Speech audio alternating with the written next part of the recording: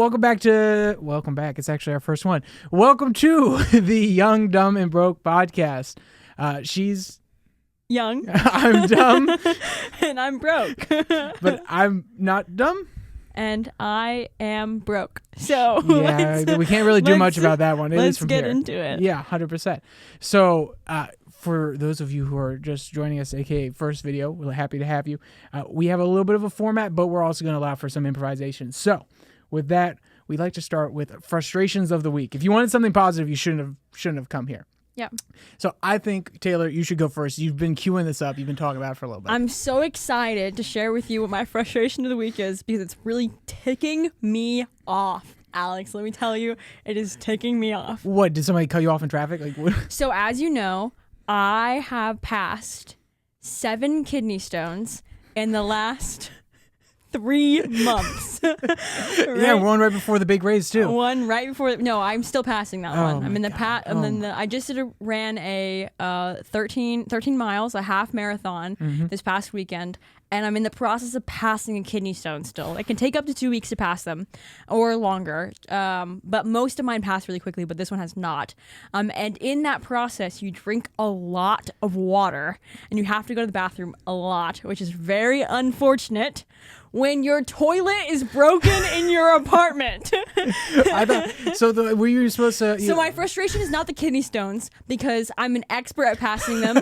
I will tell you this, my urologist, I'm getting real into the weeds here. Yo, first episode, you're giving them absolutely everything. My urologist says that I have an uncanny ability to pass kidney stones unlike anything he's ever seen. She's the best. She's the best at it. Nobody better than her. My anatomy is naturally designed to pass kidney stones, which is really great when you are producing kidney stones. What does that even mean, though? Like, what? He means when I told him I've passed 7 kidney stones in the last 3 months, he said, "That's weird." Your anatomy is. So I guess I'm in a way. I think what he's actually saying is that I'm better than you. Oh, better. Yeah. In what world? What do you mean? Passing kidney stones. I never had to pass any kidney I'm stones. significantly better than you. And I bet if you did, you wouldn't be able to pass them as well as I could. No. Some of this North Virginia attitude is rubbing off on you. And that actually leads to my frustration because mine has something to do with these Wait, I'm not done. I'm not done talking about my toilet. Okay. Are you kidding me? Okay. So my toilet, it's doing this thing right now where it takes like about an hour to refill the tank. Because the rubber stopper inside the toilet is not actually rubber stoppering. It's still leaking. And it's leaking all the water that would normally be collecting the tank.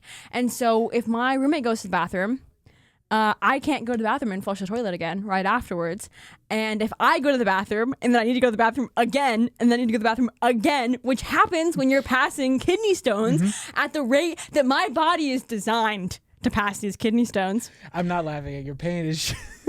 I just can't imagine. Hey, Cindy, can you not go in there for 1 hour, please? Like, I got to schedule this out.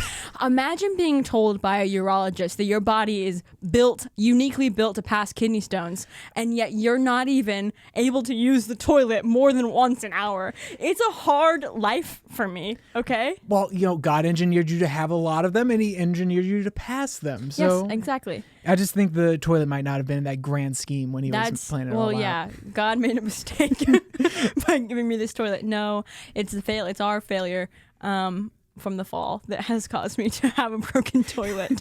Those kidney stones, they didn't exist in the Garden of Eden, but so afterwards. It's so true. It's so true. Anyways, that's my biggest problem, my biggest frustration right now is I have a toilet that is broken that I think is going to be fixed by the end of today, but unfortunately, it's not fixed now. Well, that's pretty relatable. If you've ever had a broken toilet, put something down. Or if you've ever had a kidney stone. If you ever had, actually, that's way more common. If you've ever had a kidney stone and you know that I'm better than you, you should comment, Taylor, you're so much better than me. She's trying to rage bait the algorithm already. Because I'm better than you. Because I pass way more kidney stones than you do. I mean, by that metric, you're better than practically, 50% of the population? I'm just built different. He literally told me, Taylor, you are built different. For actually running a half marathon while having to pass the kidney stone, yeah, you are 100% built different. And that was 12 weeks of prep time. I practiced. Well, yeah, I couldn't run a full mile when I started my half marathon training. I couldn't get through the full thing. I was so out of shape. And in 12 weeks, we got to a point where we ran it. It wasn't super fast. I finished in about 12 in about 2 hours and 50 minutes. So about like a 13 minute pace per mile. But I ran it with a kidney stone. So I feel like I get credit for that. But because I've been passing kidney stones constantly for the last 3 months, I've been training with kidney stones constantly for the past 3 months. So you're just that much better than us. You've been training this entire time just to be that much better. And my thought process with like continuing training is I'm going to get to the race day and go, oh no, I'm passing kidney stone. And so I've been making myself miserable running with kidney stones. And thank God I did, because I wouldn't have ran the race if I hadn't have practiced with kidney stones. Honestly, that is running. So Taylor is a newer runner. I run, you can't really tell, but I've been running for a while, and she is accurately described the running experience, which is you're putting yourself through a lot of pain. It feels good afterwards, but you're putting yourself through a lot of uncomfortable It's all in situations. your head. I didn't realize this when I started running longer distances, because I'd never ran more than like 3 miles in one go before I started this. And I didn't realize it's literally all in your head. Running is just a mental game, which is a really interesting thing to learn. Alex, what is your frustration of the week? That segue was phenomenal. So my frustration, as I was talking about earlier, she's developed this complex. You developed this little back and forth with how you're better than everybody. Well, I think that's a pretty common, better than everyone, so. common mentality here in Northern Virginia. As someone who grew up here, or at least close enough. Yes, I know. You don't agree. He grew up in Northern Virginia. Yeah. He's full of it. Well, I'm full of something, and maybe it's bull. I'll have to bleep that on the edit. But point being overall, that I was driving to work. It was early in the morning one day, and you're just going about your day. You have a green light, and then out of nowhere, someone honks at you, and you say, what did I do this time? Because normally, if they're honking, there's at least a reason, right? You figure maybe I did screw something up. I'm perfect most of the time, but maybe this time I really did mess it up. Well, no, this time it was a small little Corolla. You could tell by the wimpy horn that they were really frustrated, and I was just going straight through a green light, and they honked at me because they're in the middle of the intersection with probably on their side. I didn't look back because I really don't care. I'm just trying to get away from the car coming at me. Probably a little green or yellow arrow saying that they can go when there's no traffic, and they're trying to blame me for that. That really got on me that morning. It ruined the entire drive. It's just not a good vibe. Learn to drive. It's that simple. That's the absolute worst. No. Passing kidney stones while doing that is the absolute worst. You're right. I'm built different. Exactly. I'm better than you. But no doubt it's just one of those things that really gets underneath my skin, because at the end of the day, if the state is going to require us, Virginia is going to require us to go through a really dumb driving test, I would hope we would remove this stupidity from the driving pool, but no, we don't. And, I made the same mistake probably one day later, so I really can't say anything. But mine wasn't malice, and I didn't honk at him. I just said, oh, wait, I'm sorry. I didn't mean to go. So maybe people just need to learn a little bit of respect. I don't know. I have a bad driving story from this week, I fear. You drive in D.C., so yeah, you probably have I fear that I'm the cause of this bad driving story. The other day I was driving into work. We work at the same organization, and I was running a little bit late, and I had something on my mind, and I pulled up into a red light, and then the red light turned green. I don't know when it turned green. I remember you talking about this. I was staring just straight forward. I was not on my phone. I was not touching anything. I was not breaking the law.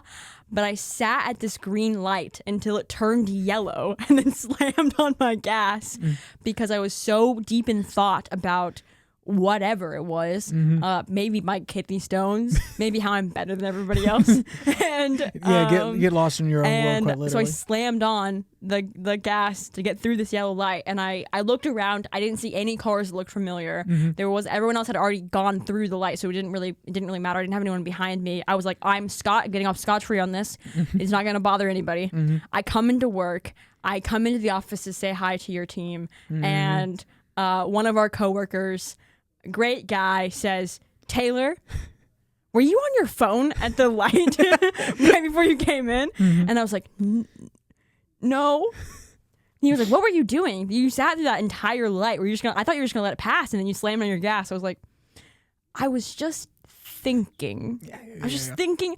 Driving while thinking. The was life my of a crime. narcissist. Yep. Just sit there and Just assume sit everybody's there gonna wait for thinking. you. There was nobody behind me. I wasn't that bad. Well, obviously. Well, sorry, I don't mean to call him out. Maybe Bleep that, 'cause I don't think he would want his name on obviously, this. our coworker saw you somehow. Did he ever? Was he behind you, or was he just watching? He was walking from the garage to work. Okay. That makes some sense. Yeah. That's interesting that he just knows your car off the top of his head. Then again, you guys have probably done We've enough. had to drive before. Yeah, for work exactly. Stuff. We've done enough stuff back and forth. And he's also like diagnosed my car with problems before. Oh, yeah. Yeah. He's the absolute lifesaver He's our in the car office. guy. Yep, 100%. But Okay, I have an would icebreaker prosecute. question for you. What's up? Hit me with it. How many eggs do you think you can eat in one sitting? This was the question about how many. How many eggs? This was like a week and a half ago. I've been thinking about this question a lot. She comes in. Oh, it would be really good. She shows it to a coworker, and the coworker's like, "What? I've got a in the heck? great question for the podcast. Don't tell Alex. How many eggs? How many eggs? Am I with shell? I mean, what are we doing? How many eggs? Oh well, without shell, gosh, I'm gonna I go. think how you approach this question says a lot about you. Mm. I've been thinking about this question a lot. I don't know what it says about me that I think I could probably plow down about 50 eggs. You think me 50 eggs? I used to How be would a you have them fat cooked? boy. How would you have them cooked? I would throw them in a skillet. I would scramble them. I would scramble them first and throw it in a skillet. Yeah, I'm a scrambled egg. Scramble them? I'm a scrambled egg kind of person. I'm not easy side over. I don't like any of that stuff. I like my life messy. Okay, I want everything in there together. I love scrambled eggs. Mm-hmm. I think that I've been thinking about this a lot. I really have. I think the best way to eat as many eggs as possible, for me, even though you have to eat 2 bites, you have to eat them in separately, deviled eggs. I think I could just like slide back so many more deviled eggs than I could scrambled eggs. Yeah. Even though they have extra ingredients, they have all the. I think I could hammer down deviled eggs. I think I could eat 24 deviled eggs in one sitting. I would not feel good, but this question is not about feeling good. This is about how many eggs can you muscle down your throat in one sitting. It sounds like you're trying to jump ahead to Fatty Friends. Stay along for that one, but. So you're saying half of a deviled egg or an actual? Full? No, I'm saying I could eat 24 worth of eggs. So yeah, so you I 24, think 24, I could eat 48. No, 48 deviled actual eggs. deviled egg. I think I could do it in one sitting. I'm not We saying may that I have would to. enjoy my life afterwards. I'm just saying it would be possible for me to eat 48. We may have to. We should probably get some of the That's like a whole. premier cooks at the office and see if they're willing to cook us up a whole bunch of different batches of deviled eggs, and we can see how many we get down. We could judge people's deviled eggs too. Oh God, that would be so good. Honestly, if you're watching this and you're from the office for Christmas, if you want me to vote for whatever you bring in deviled eggs, and I will 100% be on board. As the person who runs the Christmas parties, if you start bringing in deviled eggs over your sweet treats, I'm gonna be PO'd. What I'm gonna if be mad. it was deviled eggnog eggs? Huh? What if I don't know how That's they would upsetting. do it. That's so gross. Yuck. I don't know how they would do it. You but are not. You might be banned. I might be banned. I might I not don't want think- you at my Christmas party. Come on, I want to participate in the white elephant. What is it actually technically called? I've actually never participated in it because I've always left beforehand. but now I'm running it, so I have to. So basically, she bans me and then she won't be there. Great, I get to participate. No, No I'll problem. be there. I'll be there this time because I'm running the event this time, so I have to be there. Okay. But I had so to they're leave gonna early last make 2 you times. be in that. It's always fun. I look forward to it though. My favorite holiday is Thanksgiving, as we've established earlier. We talked about this earlier. I think that without a doubt, the best holiday is Easter. Without a I'm doubt, is a celebrating strong my statement. Savior resurrected. And the price that he paid for my sins. It's Easter. It's got to be Easter. Second favorite holiday, second best holiday, Christmas. So I have a really weird take on this, and I've had this conversation with a few people. I think that overall, holidays can be practiced for religious reasons, everything of this sort. But national holidays, ones that are endorsed by our government, should be like propagandistic in nature. And what I mean by that is like the 4th of July is a great example. It's the founding of our nation. It's a day to love America. Otherwise, the government coming in and saying, "Hey, you're going to celebrate this. You're going to celebrate that." I feel like it's a bit too much. Like, I disagree. Give me Christmas off. See, the thing is, you can still, at a place like ours, you could definitely have Christmas off, no problem. It depends on the culture of the office. You don't think government workers should have the Christmas off? I think that government workers. I think you should work on Christmas. I think government workers can advocate for themselves. Be allowed to see your family. You're no. Don't put it that way. Alex doesn't want you to see your family. I just want you to advocate for what you want, and if your boss says no, maybe you should get a new boss. I think that's the simplest point that I can get you there. Alex wants you to quit your job. Only if they're bad. If they're good, then maybe put up with some of the other stuff and stick around. I don't feel like that's okay. crazy. So back to this. How many eggs? I've said 50. I believe it, but deviled eggs, that's a different equation. How many deviled eggs could you eat? Oh, God, because the filling, if it's thick, I don't think I could get down too much. I'm going to be honest. I think I would be tapped out probably around 18. If I'm thinking of the ones that my family would bring. I'm a big guy. 18, like 20, like 36? I was thinking 36, yeah. I was thinking actually 36 with a heavy cream in there. Maybe they put some paprika on top, some of that. That actually sounds really good. No, honestly, give me all of them.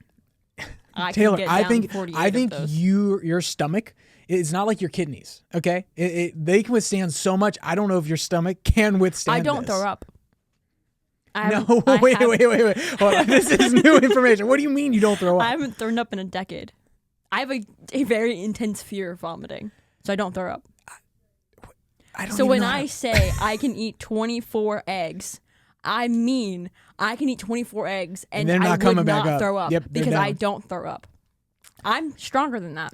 See, I like that mentality. I don't know. I'm trying to think of how long it's been. That's a long time. 10 years, a full decade. I have not thrown up since I was 12. The last time I threw up, it was on a roller coaster.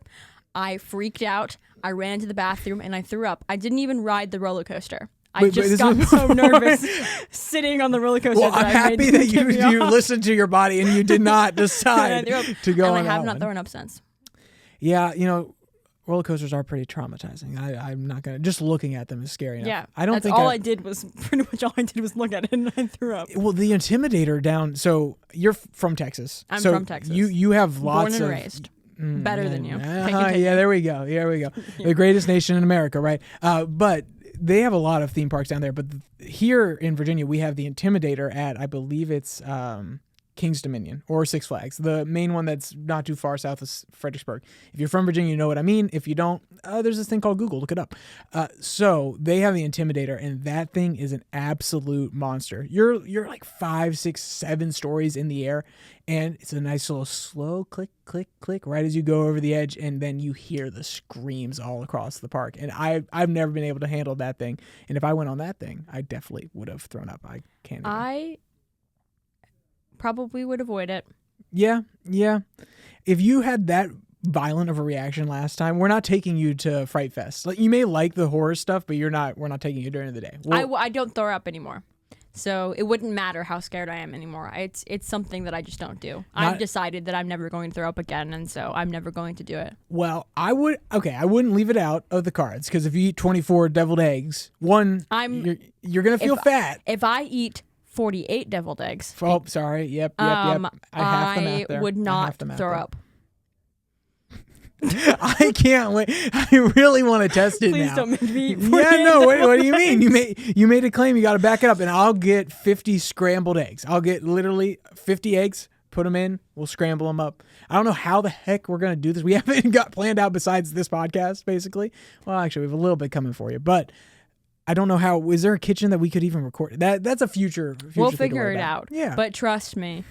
This will be like episode Mark 100. my words. We make it to episode 100, we do it. Yes, that fair enough? That's fair. I like that. That's fair. I like that. We got to put it in our notes, though, because with our brains, no, we'll remember forget. because it's the first episode. That's fair. And we're probably going to spend a little bit too long editing this and making it. We'll look at ourselves for too long because I'm very vain. Well, no. I mean, I'm not saying someone asked me right before we got on camera, just how's my hair? But there may have been that conversation. It's a very good question, how's my hair? And then you said, your hair looks fine. And I said, you're lying to me and you're evil and you hate me. Well, I would say that I don't contend with random hair problems as much because it's not as long. Like your hair is pretty darn long. It's a little bit more unruly than mine too. I kind of just slap it I up got there them and it curls. stays. Yeah, I can't really control it. It just kind of does what it wants. And humidity, I'm assuming, is an absolute terror for you. Or it makes it better. It just depends on the day. I really have no control over it. I don't understand. I've never understood that personally. I just let it vibe.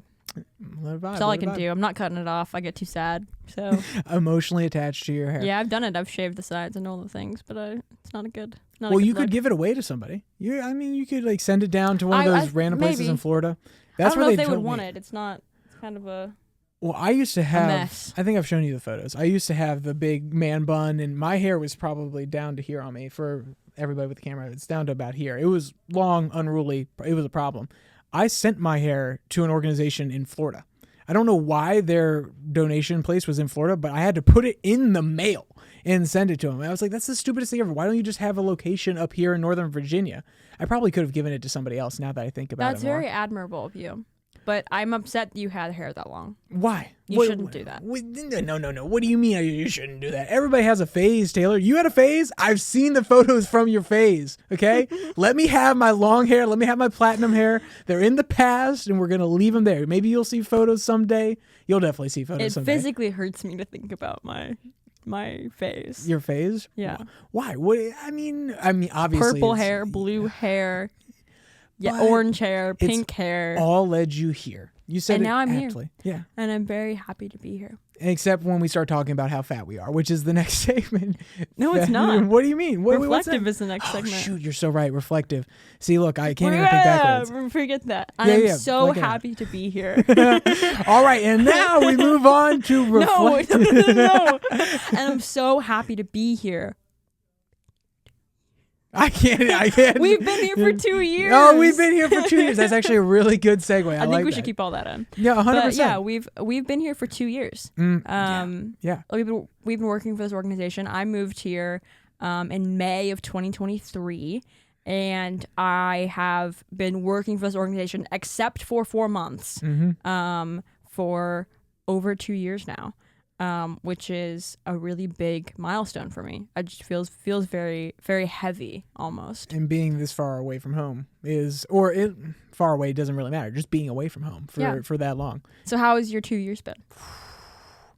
It's been interesting to say the least. Never did I think I would do so much. And that's not to say that the job was over the top, that I've switched jobs a lot, but I didn't realize how multifaceted this job specifically would have been in the realm that we're in. There are lots of different things that we tackle, whether it be helping students, whether it be interacting with people that we might not always agree with or things like that.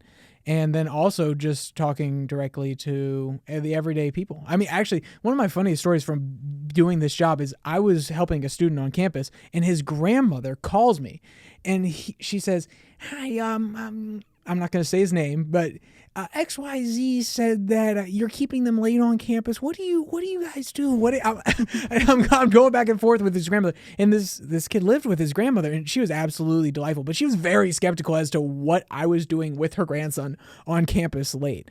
But that's all to say that this job has taken me a whole bunch of different places all across the eastern side of the United States. I lived in Kentucky for a little bit, so I didn't get the same energy that you did being in DC the entire time. But it's been a blessing. And now we've transitioned to being here in DC a little bit more. So now I finally get to experience all that craziness that you talk about and all those different stories. Because sometimes you're a little bit removed from it. You feel a little left out, you know? You hear all these funny things and you're like, oh, wait, what was going on? Who happened? Who's dating who? What's going on? All this sort of stuff. So how about you? Because you've actually been in the pit of it except for those 4 months. I have been. It's been a wild ride. I was looking at my records earlier today because I've been kind of wrapping some things up. I haven't done any of the close out for any of my events yet, and my she boss was stressing is getting before on we to stepped me. in here for that. Yeah, My boss is getting on to me, and I was looking at all of my past events while I was going through my new records that I'm adding, making sure that everyone's accounted for and all the finances and all the things that come with running an event go in. And I've ran very nearly 200 events for LI, like almost 200 for events for the organization that we work for. In 2 years, that's a lot. And so it's been a wild ride. It's like there was points and times where we were running events literally every day or every other day. There was weeks where there was 9 events a week, and you're barely resting. You're doing what you can. You're getting there early. You're staying late. There is no time to even hear your own thoughts half the time. Yeah, you're just going. You can't stop. And I think that like coming here, starting as an intern, and then getting hired on full time immediately after. You know, I asked for a week off in between, and my boss at the time said, nope. Yeah, you got to sit down and you got to go. I said, can I please have a week to move my stuff up? He said, you can work remote. And I was like, okay. Thank you. That's so generous of you. Yeah. When you're in those starting positions, sometimes you really, it's not that you have to take it, but your expectation versus their expectation, they expect you to be a worker. And also when I started, there wasn't really an option for me to wait that week. We had I had planned several events while that was happening during that time. Everyone had my contact information. It wasn't like they could let my email go silent and then like not have anybody be replied to for a week. So it's true. I needed to stay, and I stayed.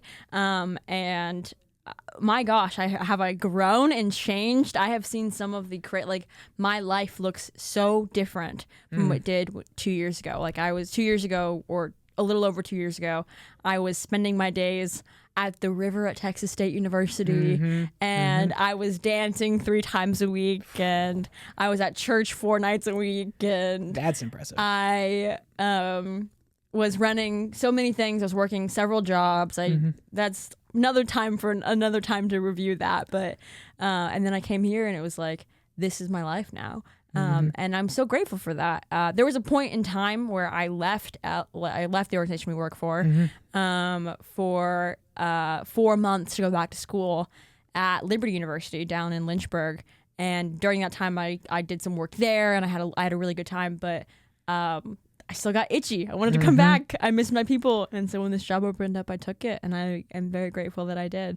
But man, what a 2 years it's been. I've pushed myself to the limits. I've had slow days. I have had busier days than you can imagine. I've seen you on some of those crazy busy days for the first time this year, and I don't know how you do it. I'm going to be honest. It's a blast. Yeah. It's a blast. Those are my favorite days, is the days when you're going, you're problem solving, you're thinking on your feet, and then you get to look back and say, wow, I did that. It's true. It's like being on campus for an event or something to that effect. It encompasses all of you.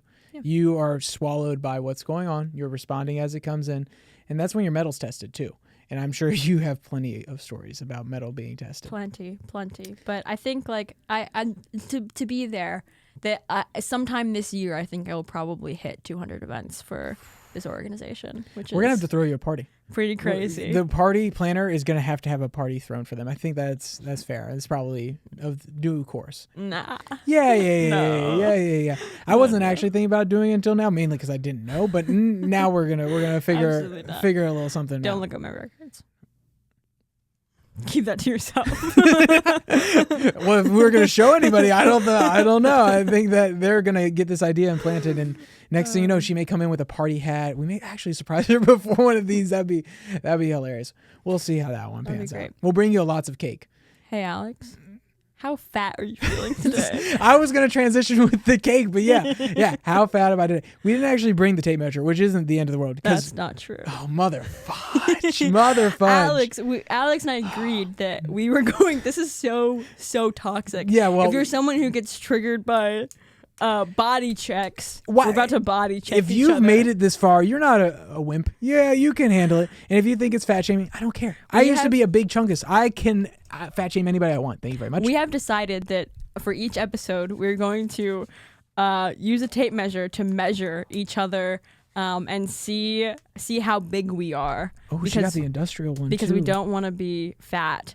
But Alex, today I said, you got the tape measure? And he said, no, I don't think we do it this episode, actually. I think we need to wait till we get a fabric tape measure because it's more accurate and, it might be more forgiving to us. And I was like, you sound like baby. Well, Sound like give a it to- wimp. Give it. So I brought a tape Yeah, let's do it. measure. Let's do it. I brought a tape measure. Okay. We're gonna see how fat each other are. God, if it's worse than the last time that we It's did gonna this, be so it's gonna humbling. be so humbling. I think we're sitting. You're right. You're right at 38. Right at 38 inches. Okay. And we're doing it at the. Sorry, I realize that I'm not talking into the microphone. We're doing it at the belly button as well. So we're trying to not give ourselves any reason to have an excuse. Oh, but so we weighed in, or technically we measured in at one point. Oh, whoa, she's gone to 36. Baloney.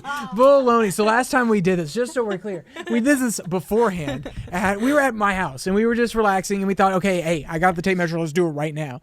And I got her 38, as I just did there, and she got something similar. Not going to call her out on it. It was 38. We were both the same size around, and I was so upset.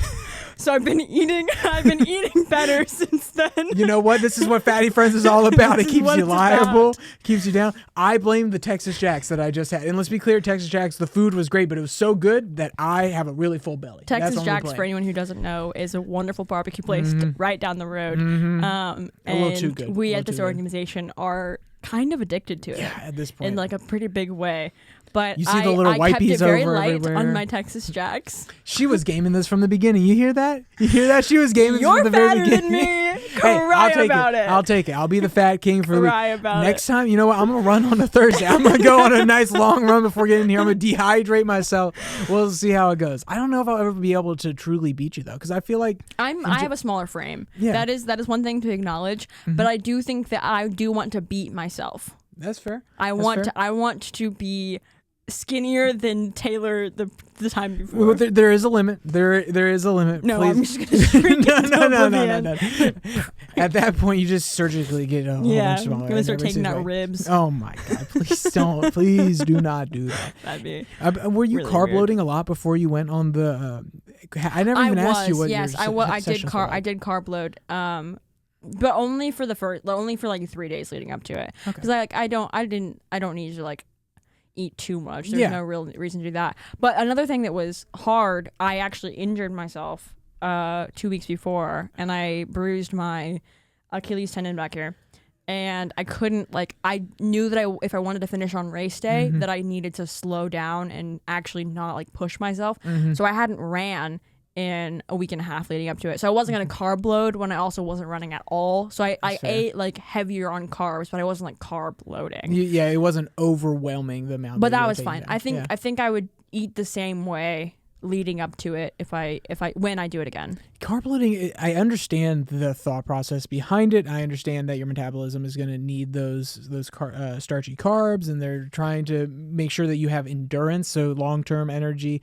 But I don't like feeling heavy when I run. If I can eat and run, but I don't like it at all. My best runs were when I was a little bit younger and school was early in the morning, so it's okay. Immediately get up, go out and run. And doing it on an empty stomach always felt best to me. Yeah. So I never really got the whole theory behind. I understand the theory. I never got the practice of carb loading is probably what it comes down to. But I also haven't done what you've done. I also don't think that. I think that if you're running a marathon, you probably definitely need to carb load.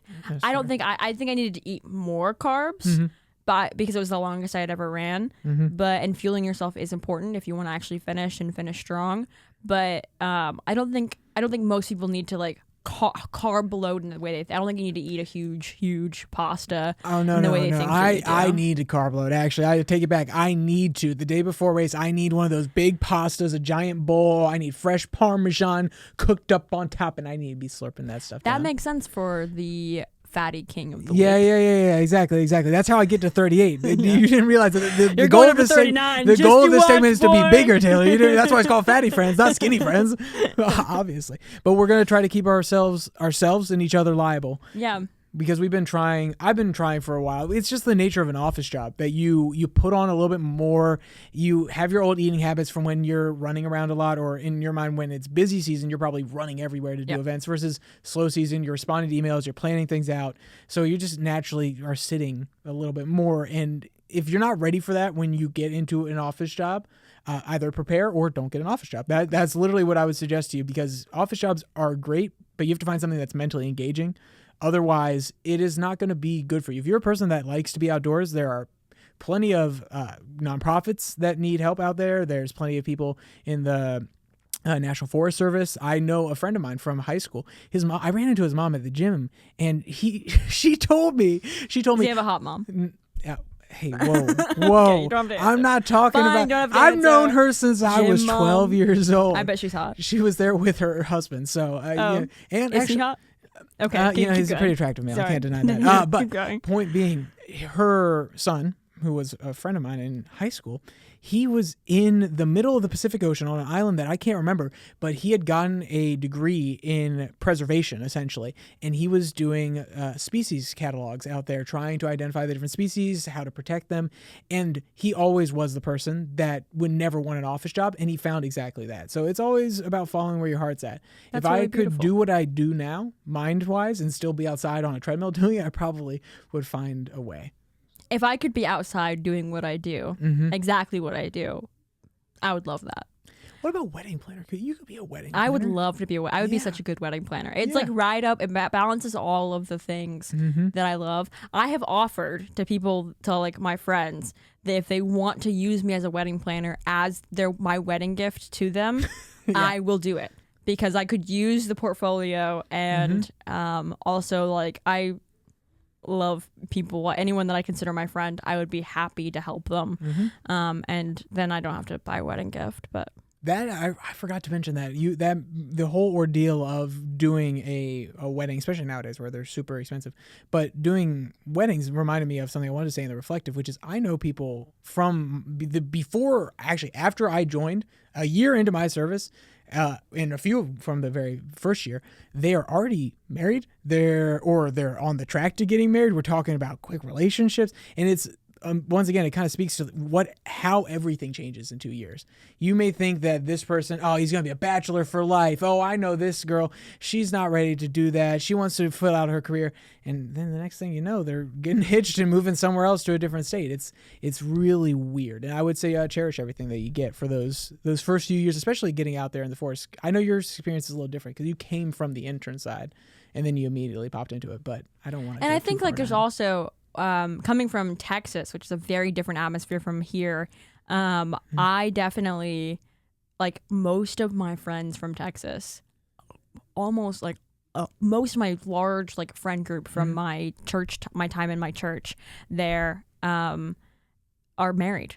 Like the turnaround. Almost all of them are married or will get married soon. And it's absolutely wild to me because I moved up here. I chose this career life and I don't regret it. I have no regrets. This is exactly where I believe God has called me to be.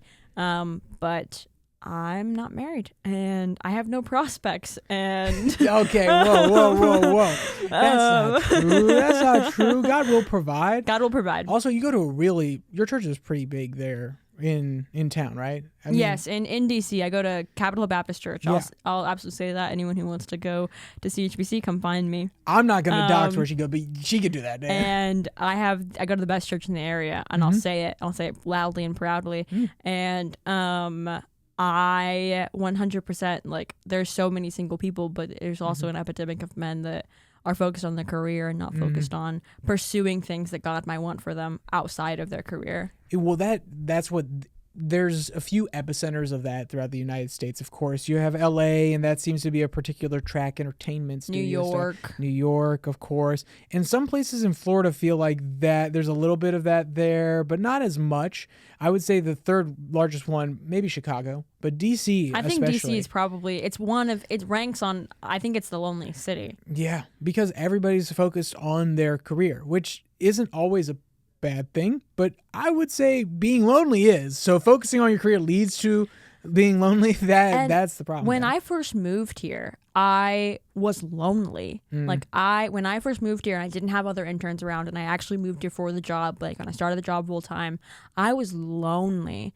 I was dating a guy who was long distance and I didn't have all my friends left because they finished their summer internship, and it took me a long time to build. This is a hard place to build relationships. That might be another time to Building relationships in DC might be another Yeah, podcast that episode could all in be- itself, because it's so I think everyone here at some point has experienced the DC loneliness, but it's a real thing. We could speak to the only thing I'll say is there's a positive ripple effect. Don't be hopeless. It gets exponentially better When the you longer find the right stay. people, it continues on. But we'll talk about how you find those. And right I'm people absolutely in the future. not lonely now. Oh, I yeah. came back here because I missed being here. And maybe a little But- too many people trying to talk. At least I to me, love people. too many people trying to talk to me sometimes. And As let's- many people as possible. I can love talk to people me. too, but I'm a person that needs to take it in doses. And Taylor is not that. She All the people. Yep, exactly. All the people. All the Exactly. time. If she was, you could be a greeter at church. I think you would be a great greeter. I've a thought smile about it, on your but- face. But I've thought about it. Maybe I will. Maybe, yeah, maybe I will. Maybe. Maybe Well, in speaking time. of being the joy of people's weeks, Wow. I'm trying to make it seamless. Wow. So we start with the frustration, but we end with the joy. Because if you're going to leave this thing frustrated, that's no fun for anybody. We don't want to leave anybody with that sort of attitude. We want them to have a nice little happy story as they're leaving. We'll both bring one. In this case, I think I'll go first. Is that okay? That's good. Okay. So my joy of the week may seem a little weird, so stick with me, okay? The last month, I normally get coffee in the morning. I get here before a few other people just so I can have time to read my news, go through my schedule, so on and so forth. Throughout this month that I've been doing it, there's this one couple. As school has started up again up here, there's this one younger couple that is always walking. He has his bike. She's walking through town, and they're always cute, talking to each other. And for the last week, probably since the beginning of this week, I hadn't seen him at all. It felt weird not seeing them anymore because it's not like we're nodding and saying hi to each other, but we at least acknowledge each other. Like I'll nod to him or they'll be in the middle of a conversation. I just kind of get to enjoy as a bystander the happiness that you see in those sort of young couples who are just enjoying each other. So then this morning, I saw them again. And they gave me a little wave. And I just found that little wave was enough to lighten up my heart because They waved at you? Yeah, they gave me a little wave because they gosh. obviously, there was something there besides just me pretending it was there. I think you made a friend. Yeah, exactly. And it's not that hard, guys. Exactly. That's how you do it. Wave to people on That's the so streets. cute. Oh my gosh. It's absolutely awesome. And I'm going to have to continually wave at them. Now it's a social responsibility though. Now I have to wave. So what about you? What was your joy? If I were you, I would get more and more excited every time they waved at me. And just a eventually little I'd bit just be like, progressive. Be like, I got you cake pop, guys. Here you go. yeah. Hi. Next thing you know, their parents are walking with them. Why are you giving my kids cake pops? Yeah. So yeah, I think that's probably the extent I could do. Be like, hey guys, good to see you. I think my joy this week is sitting here with you. God, she went filming cheesy. this podcast. Yeah, she went cheesy. We've been talking This is true. about this for a while. We've is been true. planning this for a while, Mhm. and we finally just bit the bullet and did it. And I'm glad that we did. I've had Mm-hmm. a great time. I knew I was gonna have a great time, and I'm looking forward to it. I'm looking forward to doing more of this. It's perfect. That was a perfect. Yeah, you definitely should have gone second. Otherwise, it would have felt a little. I was little out gonna of place. pout and make you go second. Well, You hey, asked me there to we go. First, And so. it worked out perfectly. I don't think we've planned an intro, so with that, I'll just do something akin This to is an what I- outro. Yeah, well, this is technically an outro. At this point, if you've stayed this far, you know where to go. Go down to the bottom. If you have a comment from any of the questions that we asked, throw it down there. Tell me how many eggs. Yes. Yes. How many eggs can you eat? I want to know. Yeah, and tell the Is type. it more and than the you type. think that you think you can eat more eggs than I think I can eat? And And maybe- can I eat more eggs than you? And also, I know that I'm better than you. And maybe we'll contact you, and maybe you could be a part when we get to that 100th. Yeah, Who knows? Who knows? be scared, because if you say you can eat more eggs than me, I'm Mm-hmm. gonna make you prove it. There's one person that I know will probably at least watch some of it, and if he responds with something, that'll be the easiest. We're like, get your butt in here. Whoa. You're eating eggs. You're on the boy. hot seat now. All right. So with that, I think we're just gonna say goodbye. Taylor, thank you for being here with me. Thanks for doing this first one. Let's go. Yeah. And the fatty friends forever. All right. Stay safe. Don't die. You don't have a player on your truck. I was at a loss for words the first time that we spoke. You're looking for a girl to treat you right.